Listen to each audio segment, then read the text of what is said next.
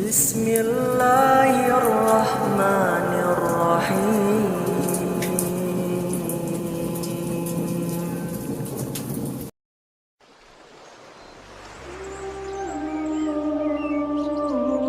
Oh, Nabi Muhammad itu manusia biasa seperti kita. Sebagai manusia dia bisa salah. Dan ternyata hadis banyak yang palsu.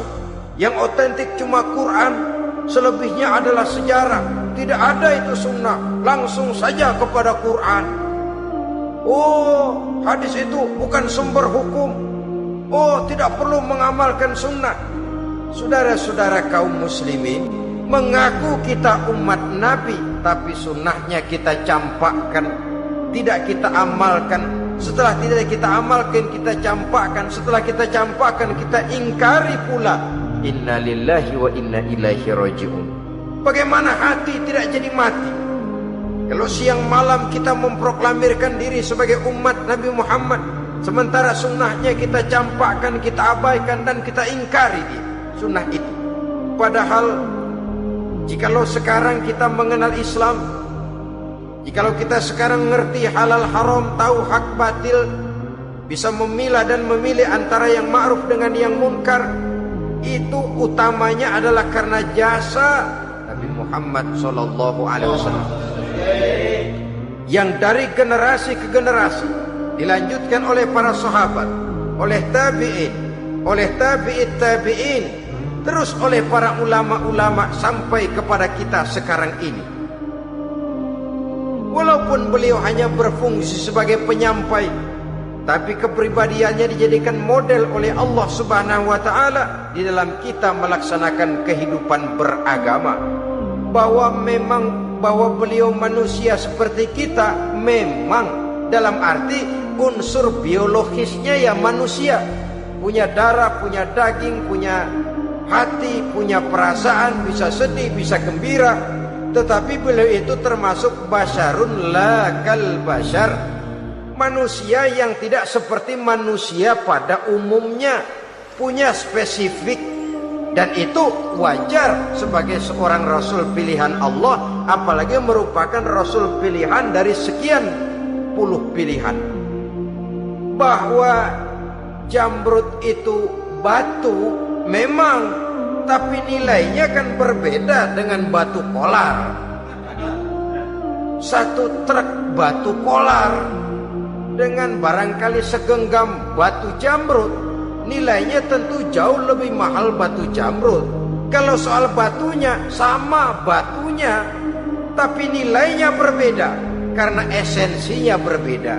Kita manusia, Nabi Muhammad juga manusia, sama manusianya memang, tapi kualitasnya, nilainya tentu jauh panggang daripada api.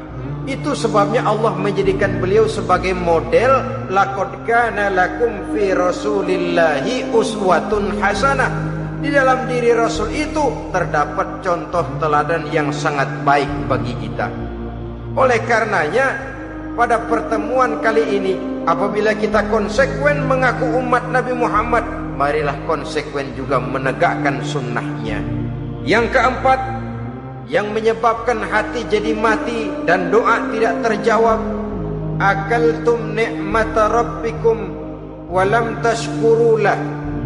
Tiap hari kamu makan nikmat Tuhanmu, tapi kamu tidak pernah mau bersyukur kepadanya, kepada Allah Subhanahu wa ta'ala.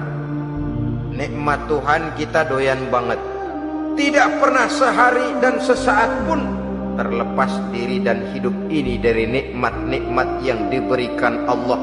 Sejak kita bangun tidur sampai tidur kembali, bahkan tidur itu sendiri, di pasar, di sawah, di kantor, dimanapun kita berada, gak pernah nikmat Allah berhenti. Hidup kita dalam alam diberikan segala fasilitas untuk menunjang kehidupan. Gak pernah Allah pasang pajak matahari, gak pernah Allah pasang pajak gas udara.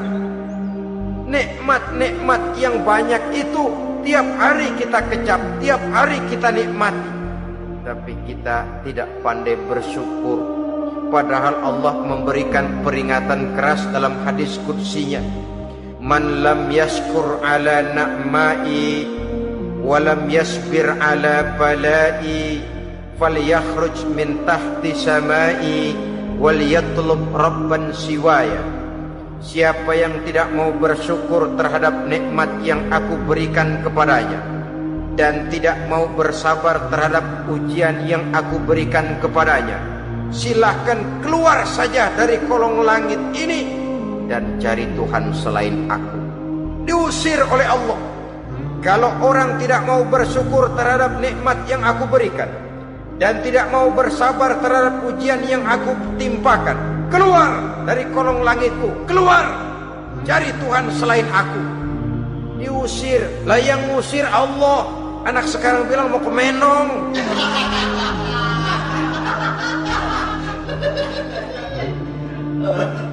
Kalau diusir kita dari Jakarta, masih bisa pindah ke Bandung. Diusir kita dari Bandung, bisa pindah ke Jogja, Solo. Diusir kita dari Indonesia, bisa pindah ke Singapura, Malaysia. Diusir dari kolong langit, mau cari langit mana lagi? Kalau kau tidak mau mensyukuri nikmat, tidak sabar terhadap ujian yang aku berikan kepadamu, keluar saja, keluar dari kolong langitku ini, cari Tuhan selain aku. Kalau istilah kita mah Tuhan, jengkel banget udah itu. Nikmatku, nikmat yang aku berikan kau makan, tapi kepadaku engkau tidak pernah mau bersyukur. Saudara-saudara kaum muslimin rahimakumullah, wajar. Kita dulunya tidak ada, sekarang ada nikmat. Susunan biologis manusiawi kita demikian cantik, nikmat. Tinggal di bumi, fasilitas yang kita perlukan disediakan, tinggal kemampuan kita mengelolanya. Nikmat. Diberikan kita otak yang membedakan kita dengan binatang, nikmat. Diberikan kita agama, diutus para rasul untuk jadi model dalam kehidupan kita, nikmat. Kalau cara kita emang kurang apa sih? Apa yang kurang, hai manusia? Engkau tidak ada, aku adakan. Kalau aku perintahkan kau tinggal di bulan, mungkin kau tidak akan sanggup hidup. Begitu lahir juga kelepek-kelepek habis. Ya nggak ada HO2 toh di bulan, mau ngisap apa? Aku tinggalkan kau, aku perintahkan tinggal di permukaan bumi. Alamnya indah, fasilitas serba menunjang. Nikmati semuanya, semuanya untuk kamu, semuanya. Satu pintaku, syukuri nikmat yang aku berikan kepadamu. Ya bukan cuma syukur dalam ucapan, syukur dalam perbuatan. Banyak nikmat yang diterima, makin banyak dia sujud, makin banyak dia ruku, makin banyak dia mengadakan pendekatan kepada Allah. Syukur dalam artian berupa tindakan dan perbuatan, mempergunakan nikmat sesuai dengan kehendak yang memberikan nikmat itu sendiri kepada kita. Kamu makan nikmat Tuhan, tapi kamu tidak pernah pandai bersyukur kepadanya, mensyukuri nikmat yang diberikan tadi. Bagaimana hati tidak jadi mati? Kita sibuk mempersolek jasmani, mencari obat penangkal penyakit zahir. Maka yang rame di zaman sekarang, saudara lihat, salon, fitness, senam, macam-macam jenis. Tidak ada salahnya dan tidak ada jeleknya. Tapi kalau itu sampai melupakan kita kepada memperindah batin, memperbaiki jiwa, artinya bukankah kita perlahan tapi mempersiapkan diri menjadi bangkai berjalan di hadapan Allah dengan operasi plastik, yang pesek jadi mancung, yang sipit jadi belok, kulit keriput jadi kencang, pipi terlalu cekung bisa diatur. Saudara-saudara, tapi kalau hati yang rusak, jiwa yang rusak, kemana lagi kita akan berobat kalau bukan kepada agama? Maka hati itu jadi mati apabila kita selalu memakan nikmat Allah dan tidak pandai mensyukuri nikmat itu. Dari hati yang mati tidak akan ada getarannya. Oleh sebab itu doa tidak terjawab. Selanjutnya, yang menyebabkan doa tak terjawab dari sebab matinya hati, qultum annal mauta haqqun wa lam tasta'iddu lahu. Kamu berkata, kamu yakin bahwa mati adalah sesuatu yang benar, tapi kamu tidak pernah punya persiapan untuk mati. Padahal menurut logika, orang yang akan bepergian jauh tentu dia harus mempunyai bekal yang cukup. Semakin jauh jarak perjalanan yang akan ditempuhnya, semakin banyak perbekalan yang harus dibawanya. Dahulu, seketika beberapa jamaah dari Yaman akan melaksanakan ibadah haji dengan nekat, mereka berprinsip, pokoknya kan berangkat haji jadi tamunya Allah, nanti Allah yang akan ngelayanin. Mereka nekat, modal badan doang berangkat. Diadukan kepada baginda Rasul, lalu turun peringatan dari Allah, wa tazawwadu fa inna khairaz zadi taqwa. Jangan begitu, bawa bekal. Sesungguhnya bekal yang paling baik adalah takwa. Bahwa berangkat dengan bekal takwa itu bekal yang paling utama. Tapi bekal-bekal yang lain pun jangan diabaikan. Kalau kita akan berangkat untuk tujuan yang baik, bekal yang paling utama memang takwa. Tapi tidak berarti harus mengabaikan bekal-bekal yang lain. Begitulah, semakin jauh perjalanan yang akan kita tempuh, semakin banyak bekal yang harus kita hadapi. Kalau saudara mau pergi ke Surabaya, tidak membawa bekal kemudian berani berangkat, rasanya sih saya pikir itu bukan berani, nekat namanya. Sama saja orang belum pernah sembahyang mati, nekat orang. Berani amat, belum berbuat kebaikan barang sedikit pun sudah mati, nekat namanya itu. Sama saja tadi, nggak bawa bekal apa-apa berangkat ke Surabaya. Sampai Surabaya belum tentu, sengsara udah jelas. Belum punya bekal yang baik sudah mati. Sampai ke surga belum tentu, tapi kebelangsak dan sengsara rasa-rasanya pasti. Oleh karena itu, kalau kita yakin mati sesuatu yang benar, sesuatu yang pasti datang menimpa, maka hendaklah kita mempersiapkan bekal. Kemudian, idda'aitumun najata minan nar wa ramaitum fiha anfusakum. Kamu memproklamirkan diri ingin selamat dari neraka, tapi kamu lemparkan dirimu ke dalam neraka. Bagaimanapun bajingannya bajingan, kalau ditanya, ente mau masuk neraka enggak? Jawabannya pasti enggak. Itu pasti perbuatannya sendiri yang melemparkan dirinya ke dalam neraka, membiarkan dirinya berlarut-larut, bertimbun-timbun dalam dosa dan kesalahan, dan tidak akan ada niatan untuk memperbaiki diri. Hanyut di meja judi, habis ditelan minuman keras, fitnah sana fitnah sini, hasud sana hasud sini.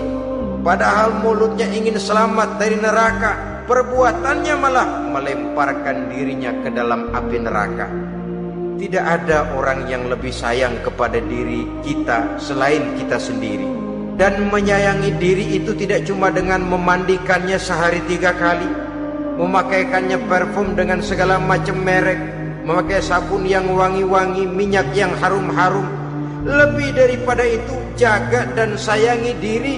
Jangan jatuhkan dia ke dalam perbuatan-perbuatan yang bisa menjerumuskan diri itu ke dalam neraka.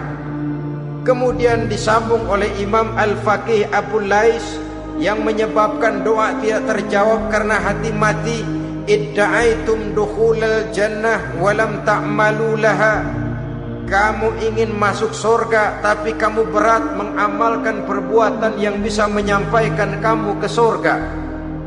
Semua kita kalau ditanya mau masuk surga, mau. Tapi jarang yang berlomba melakukan perbuatan-perbuatan yang bisa menyampaikan kita ke surga. Kemudian yang terakhir kata Imam Al-Faqih Abu Lais, dafantum mautakum walam ta'tabiru laha. Kamu menguburkan orang yang mati di antara kamu, tapi kamu tidak bisa mengambil iktibar, tidak bisa mengambil pelajaran dari mayit yang jenazah yang kau kuburkan itu. Mestinya kan nguburin orang tuh membuat sadar. Iya, kalau sekarang dia saya baringkan di liang lahat menghadap ke arah kiblat, bantalnya tanah, setelah itu ditutup dengan papan, lalu ditimbun dengan tanah. Iya, sekarang giliran dia, giliran saya, entah besok, lusa, bulan depan, tahun depan, tapi pasti mengubur mayat, mengubur jenazah, tapi tidak bisa mengambil iktibar dari yang dilaksanakannya itu. Ini merupakan penyakit-penyakit batin yang merupakan handicap, yang menimbulkan jarak antara kita dengan Allah Subhanahu wa ta'ala. Pantas kalau itu semua ada pada diri kita, hati jadi mati. Dari hati yang mati, doa tidak akan tembus. Kita tidak lagi akan diperdulikan oleh Allah Subhanahu wa ta'ala. Dan itu sekali lagi kemalangan yang terbesar dalam kehidupan kita. Bagaimana jalan keluarnya? Pertama, memperbaiki batin kita, menyelamatkan diri daripada penyakit-penyakit yang bisa mematikan hati seperti yang sudah saya sebutkan tadi. Yang kedua, berdoa dengan adab, sehingga tata cara di dalam kita bermohon kepada Allah Subhanahu wa ta'ala dibicarakan secara khusus oleh Al-Imamul Ghazali dalam kitab Ihya beliau yang disebut adabud doa. Adab di dalam kita melaksanakan doa kepada Allah Subhanahu wa ta'ala. Setelah batin ini bersih dari penyakit-penyakit hati yang bisa menyebabkan hati jadi mati, berdoalah kita kepada Allah. Bagaimana adabnya? Kata Imamul Ghazali rahimahullah, yang pertama, hendaklah ia di dalam berdoa itu memilih waktu yang mulia. Minal awqatis syarifah, kata beliau. Memilih waktu-waktu yang punya nilai mulia. Ramadan dalam 1 tahun, Jumat dalam tiap minggu, sepertiga malam yang akhir pada setiap hari. Waktu-waktu yang punya nilai mulia. Walaupun misalnya saudara berdoa pada hari Kamis, tidak ada halangannya Allah mau kabulkan. Ini tidak berarti bahwa kalau sudah berdoa hari Jumat lalu hari Kamis tidak mau berdoa, tidak. Lebih memilih mengintai waktu-waktu yang punya nilai mulia. Lailatul Qadar sekali dalam setahun, waktu-waktu yang punya nilai mulia. Logikanya begini, saudara-saudara, kalau kita datang ke rumah seseorang, tujuan utama kita minjem duit, yang paling pertama kita perhitungkan tanggal berapa nih, kan itu toh, tanggal berapa. Kalau tanggal 21 minjem duit, orang lagi ngap-ngapan, boro-boro dia bisa minjemin, dia sendiri mungkin lagi pusing. Kita lebih dulu kita amatin tanggal berapa nih, yang enak sore apa siang, jam 2. Jam 2 dia baru pulang dari kantor, tapi giliran tidur. Kalau dia tidur dibangunin datang mau minjem duit, kagak dimaki-maki sudah kebagusan deh.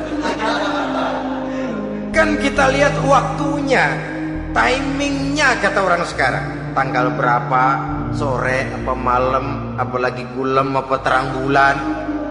Itu semua sudah kita atur sedemikian rupa, memilih waktu. Yang kedua, kata Imamul Ghazali, memilih keadaan yang istimewa. Kalau tadi soal waktu, yang kedua soal keadaan. Ada situasi-situasi di mana doa itu diijabah oleh Allah Subhanahu wa ta'ala. Di antaranya kata Imam Abi Hurairah, inda zahbi sufuf fi sabilillah, pada waktu mengatur barisan perang membela agama, di situ doa kabul. Inda nuzulil ghaiz, ketika turun gerimis, di situ doa makbul. inda iqamis shalah, ketika salat mau didirikan. Riwayat lain, bainal azan wal iqamah, antara azan dan qomat, di situ doa makbul. Itu memilih keadaan-keadaan. Kemudian yang ketiga, kata beliau, berdoa menghadap kiblat. Ya, apa kalau doa madhab mudik Tuhan kagak tahu? Tahu. Tuhan gak dengar? Dengar. Cuma lebih etis. Lebih etis kalau kita berdoa menghadap ke arah kiblat.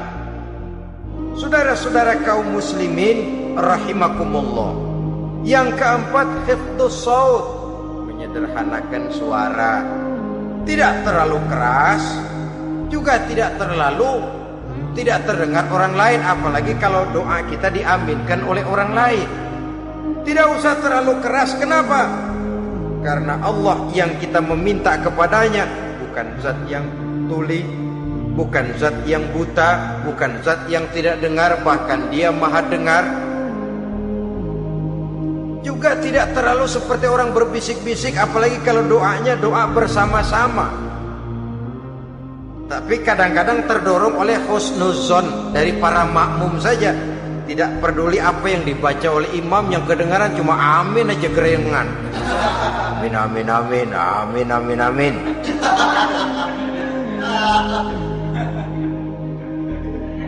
Juga tidak terlalu keras seperti orang berdoa, seperti orang pidato. Saudara-saudara kaum muslimin rahimakumullah. Yang kelima, alla yatakallafa saja' fid du'a. Dalam berdoa, kalau istilah kita, jangan nyelongcong. Sajak sujak ini menunjukkan sikap berani kepada Allah. Misalnya ada orang berdoa, ya Allah ampunilah saya kalau engkau mau. Kalau Allah mau. Kasihanilah saya ya Allah kalau engkau mau. Itu doa orang songong. Atau sama saja, ya Allah berilah saya rezeki dikit aja. Emang kenapa pakai begitu? Allah yatakallafa saja fid du'a.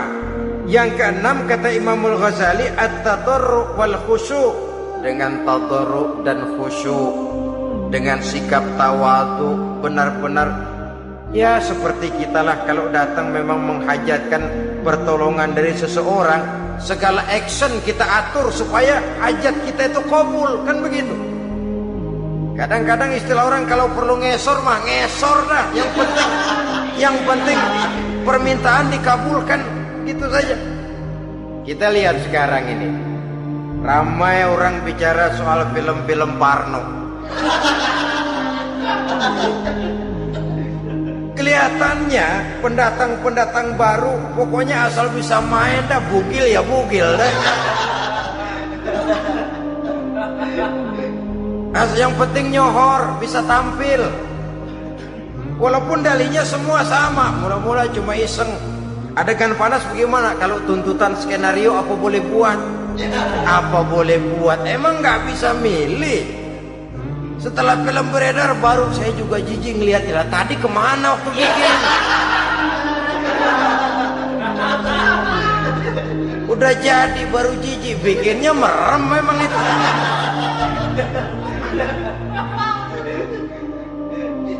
Tapi ada satu analogi, asal bisa main, asal bisa tampil di layar, apa saja jadi taruhan sudah. Bugil ya bugil dah, gak soal dah, pokoknya bisa main, tampil, nyohor, masuk koran. Udah seperti kata-kata orang Arab, qul ala zamzam fatu'raf. Kalau pengen terkenal kencingin sumur Zamzam. Artinya apa? Bikin yang aneh-aneh, yang orang gak kerjain, ntar ngetop. Yang ngetop lempengan jeleknya. Sumur Zamzam dikencingin, kan nyohor itu. Sedunia orang kenal. Kenapa? Gila. Saudara-saudara kaum muslimin rahimakumullah, sangat kita sayangkan kalau lalu orang berlomba-lomba dengan cuma modal paha mulus, wajah cantik, dimauin apa saja mau, lalu bisa tampil. Akibatnya yang jadi korban adalah anak-anak kita, disuguhi tontonan-tontonan yang meracuni jiwa mereka. Walaupun akibatnya barangkali ya lain, seperti band orkes dengan film memang akibatnya tidak langsung ya. Kalau band orkes akibatnya langsung, dia bisa berantem di tempat lokasi. Film orang nonton tahu dia di tempat itu, bukan di tempat itu dia praktek, pulang jadi pikiran dia. Tadi serem ya, ntar kalau ada kesempatan kita praktek. Nah, kita ngancemnya itu yang gak enak. Tapi yang saya analogkan dengan persoalan kita, tingkah pola artis apapun dilakukan asal bisa main. Nah itu tuh, asal dapat kesempatan acting. Dalihnya ya tuntutan skenario lah, iseng lah, macem-macem lah. Tapi yang jelas satu target, saya harus dapat kesempatan main. Untuk sampai ke situ, cara apa saja harus saya tempuh. Tidak peduli harus menginjak-injak norma dan budaya bangsa yang luhur. Tidak peduli harus bertentangan dengan kaidah agama. Tidak peduli hasilnya meracuni umat masyarakat, terutama generasi muda. Yang penting kan ngetop. Saudara-saudara, baiklah ya, itu soal lain. Tapi soal kita ialah at-tadarru wal khusyu'. Bermohon kepada Allah dengan tadarru, khusyuk dan tawadu. Seperti kalau kita mau bermohon kepada seseorang, kita merendahkan diri. Pak, saya memang orang gak mampu, Pak. Utang saya udah selebar kampung, Pak. Anak udah 16 seperempat. Apa saja kita meratap, menghibah, mengeluh, merintih, ujungnya kan yang penting gue punya duit dapat dah. Apa kayak diomongin, pokoknya pulang bawa duit, itu saja. Itu strategi manusiawi. Kalau ini kita adakan konteks, oh ya, kepada Allah lebih lagi kita tadarru, khusyuk, tawadu. Doa dengan tawadu, sebab kita akan bermohon kepada yang serba maha. Menghadap ke arah kiblat, duduk bertafakur dengan khusyuk, tawadu. Jangan doa sembari tolak pinggang.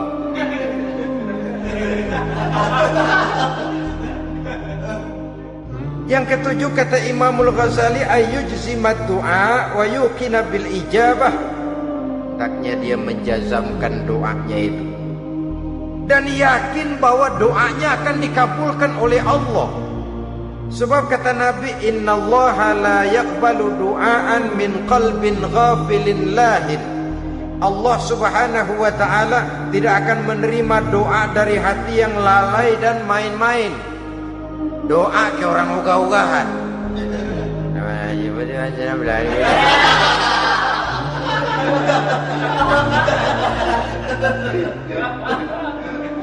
Kali malaikat nyongok dong, lu minta apa lu?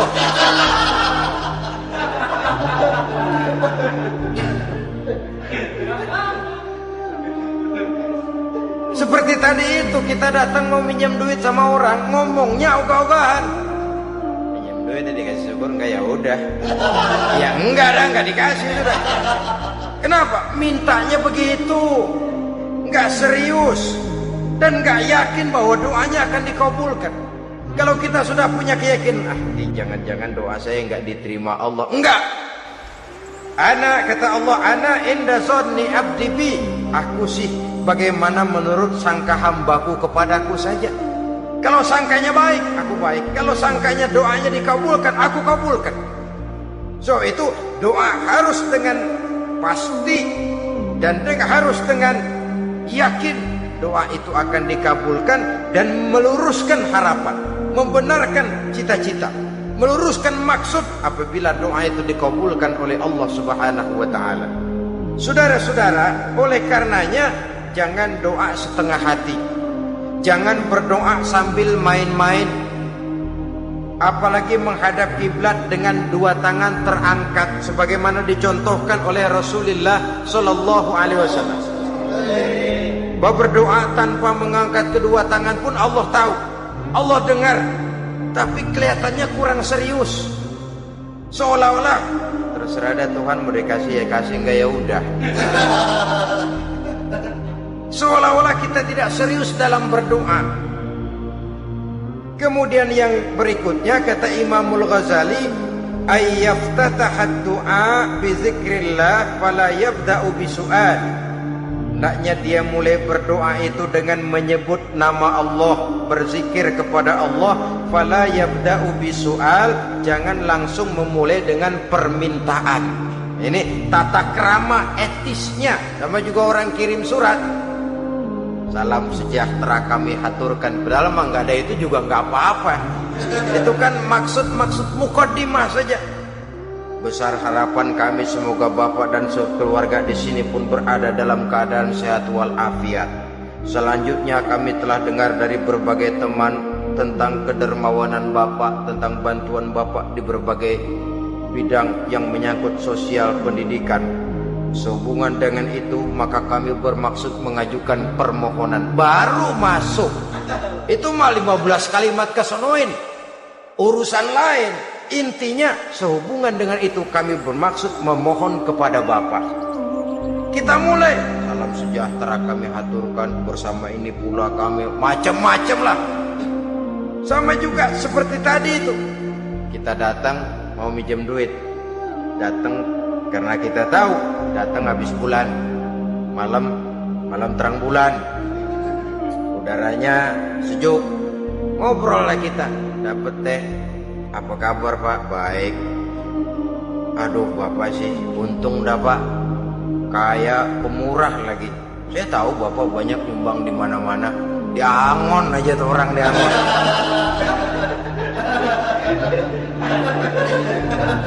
Kira-kira udah mau telap aja baru dikedat. Ngomong-ngomong Pak, nah mulai nih kalau udah ngomong dah tuh mulai.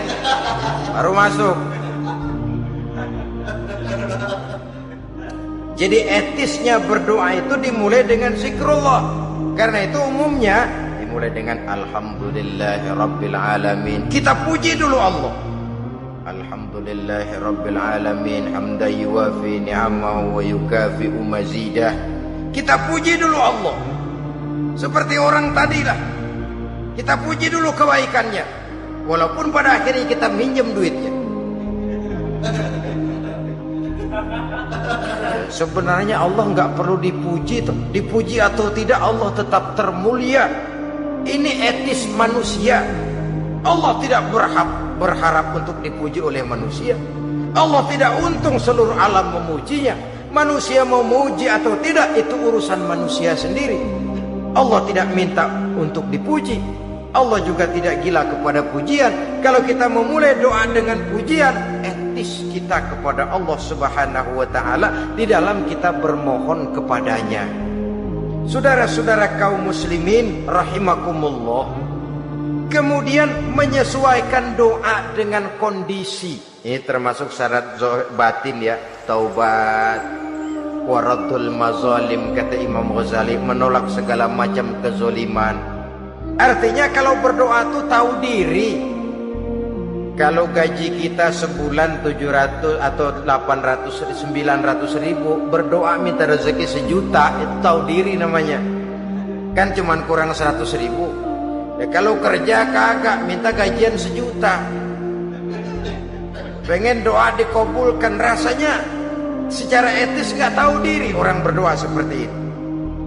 Orang datang mau minta duit, mau pinjam duit kepada kita, kan kita lihat kira-kira mampu ngembaliin nggak nih orang.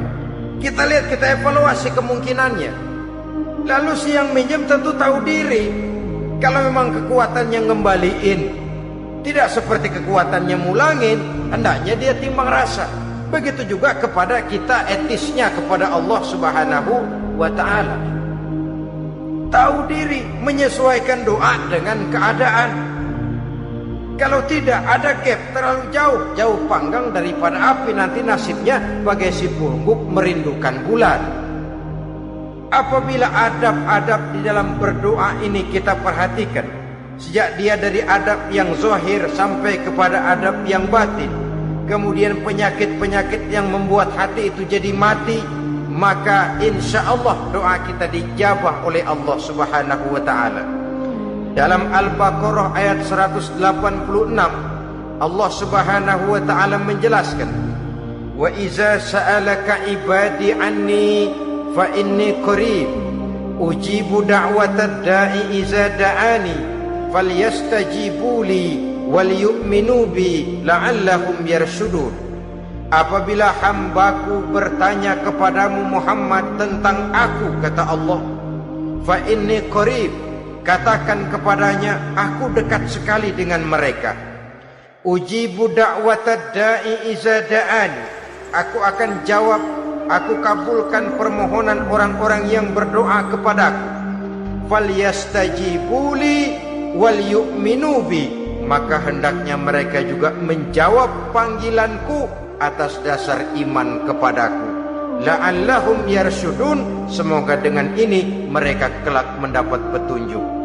Saudara-saudara, Al-Baqarah 186 ini dengan nyata menjelaskan kepada kita, Allah akan menjawab doa, mengabulkan permohonan apabila kita falyastajibu li wal yu'minu bi, juga menjawab panggilan Allah atas dasar beriman kepadanya. Logikanya tadi itu, araftumullaha wa lam tu'tuhu haqqahu. Kita tidak pernah mau menjawab panggilan Allah sementara kita berharap doa kita dijawab oleh Allah. Apa enggak pincang? Apa enggak berat sebelah? Panggilan Allah kita berat memenuhinya, sementara kita sangat berharap agar permohonan kita, seruan kita dikabulkan oleh Allah. Menjawab panggilan Allah atas dasar beriman kepadanya. Kenapa? Ada orang menjawab panggilan bukan berdasarkan iman, tapi karena target lain. Datang sembahyang Jumat paling dulu, target utamanya pulang juga paling dulu nyabut sendal, nyabut sepatu. Menjawabnya iya, tapi tidak karena iman. Jadi apabila kita rajin menjawab panggilan Allah atas dasar beriman kepadanya, maka seruan, permohonan, doa niscaya dikabulkan olehnya. Ini saja, mudah-mudahan ada manfaatnya. Terima kasih atas segala perhatian, mohon maaf atas segala kekurangan. Usikum wa nafsi bitaqwallah. Wassalamualaikum warahmatullahi wabarakatuh.